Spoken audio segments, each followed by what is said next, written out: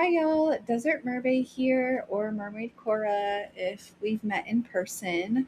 Today I wanted to show how to go about making some chicken noodle soup. I'm going to be using the Instant Pot, but cooking chicken on the stove or through other means like the oven work just fine as well. I'm just thinking about what's convenient for me, and yeah, sometimes it's just being what's the easiest. Anyways, I'm going to be using frozen chicken, so I'm going to pressure cook it through the Instant Pot. If you're using the oven or the stove, you're going to want to thaw, most likely, the chicken first. First, I want to saute some butter and then the lemon garlic basil mix that I have.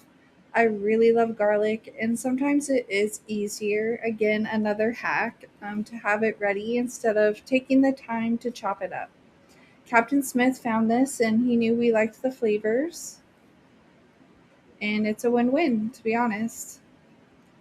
And so, in the Instant Pot, we're going to warm up by pressing saute. It'll start warming up. Obviously, first have your Instant Pot, plugged in. And then you can add some butter in there. I probably added 1 to 2 tablespoons. I'm a girl that just does things through what feels right. So, uh, sorry about that, I guess, in advance if you're someone that needs things to a T.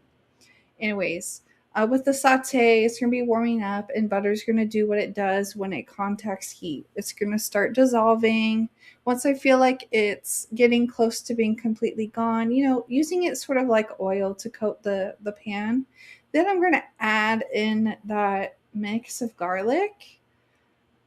If you are using regular garlic that you have to mince, which means basically finely chop, or even with an onion, give it 5 minutes after cutting to sit so that it can activate everything, all its good stuff. Anyways, once the butter is melted and I see the garlic turning more golden translucent, then I'm going to turn the saute off.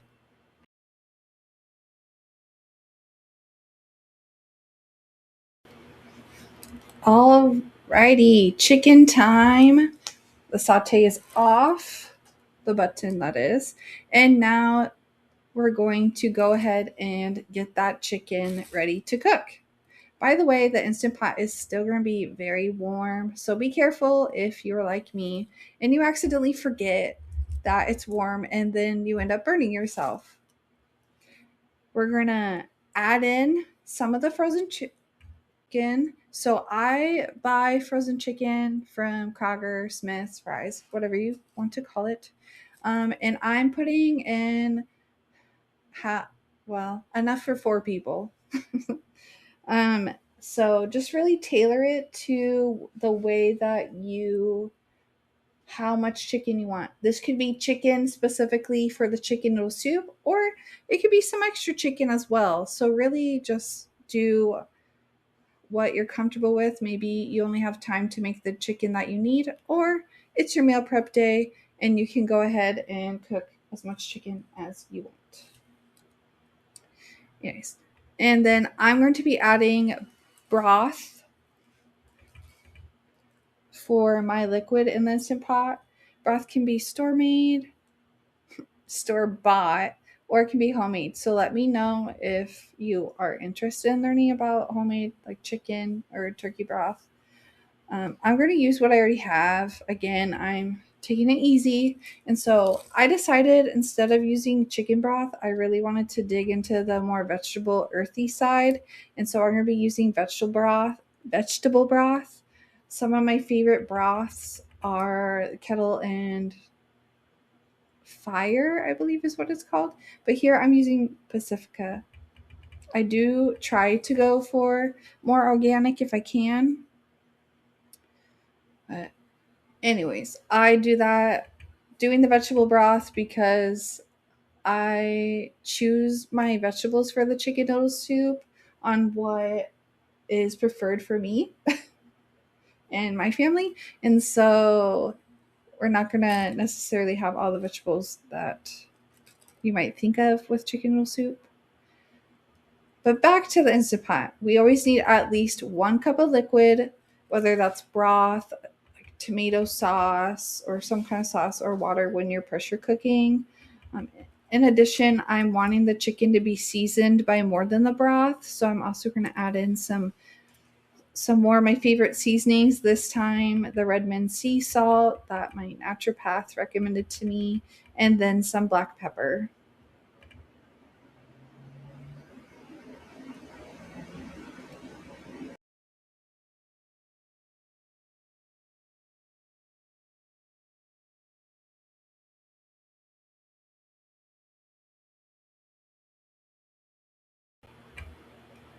Now we got the chicken broth and seasonings ready to go. So I'm going to put that lid on, twist it into locked position, and move the notch/knob on the top from venting or release to sealing or keeping everything in.